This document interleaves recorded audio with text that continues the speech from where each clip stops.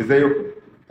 كومنت من ابراهيم بيقول تقدير الكليه مهم بالنسبه للتجاره ولا التدريب يغني عن التقدير او التقدير يغني عن التدريب؟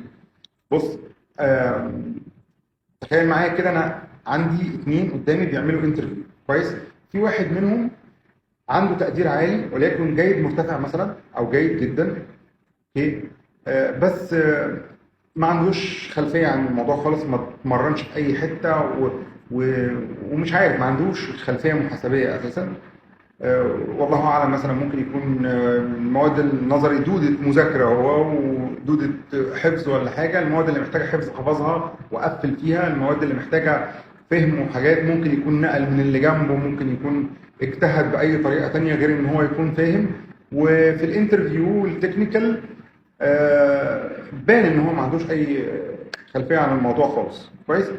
وقدامه واحد تاني جايب مقبول، مع احترامي للناس اللي جايبه مقبول كلهم، مش قصدي مقبول، بس قصدي تقدير اقل من تقدير الراجل التاني اللي هو مش متمرن. بس التاني بقى ابو تقدير قليل، متدرب كويس، مثلا في مكتب محاسبه، مكتب محاسب قانوني ولا حاجه، فعارف الحسابات، عنده خلفيه حلوه كده عنها. او متدرب في شركه تحت ايد محاسب قديم ولا حاجه، فبرضه عنده خلفيه ممتازه عن الحسابات.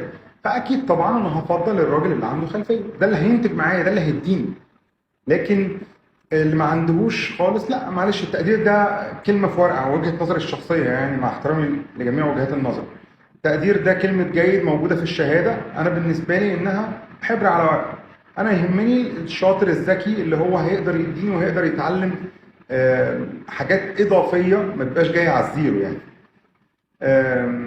ده بالنسبه لرايي الشخصي بالنسبه للتدريب. لا، التدريب مهم جدا، ويفضل كمان حتى لو انت جايب تقدير عالي، يفضل انت تكون عامل دبلومه كمان هتفهمك اكتر واكتر في المجال بتاع الحسابات. اي دبلومه اختارها هتفيدك. بالنسبه للناس الخبره بقى، يعني بالنسبه للناس اللي هي اعمارهم كبيره، لو انا طالب محاسب خبره، محاسب خبره في مجال كذا كذا، وهو بيقدم لي بقى شهاداته والكلام من ده، بص، بنسبه يعني 90 80% انا مش هبص على التقدير بتاعه، ما يلزمنيش في حاجه. راجل خبرته اكتر من التعليم اللي خده. يعني اكيد ممكن يكون هو يعني قاعد مثلا في الكليه بتاعته 5 6 7 سنين، ما خدهاش في 4 سنين دايركت، ماشي، وجايب مقبول. بس الراجل اشتغل في اقوى الشركات، عنده خبره جباره، انت نفسك تخاف تعمل له انترفيو، فاكيد انا هاخده، ماليش دعوه بالتقدير بتاعه. شكرا ليك.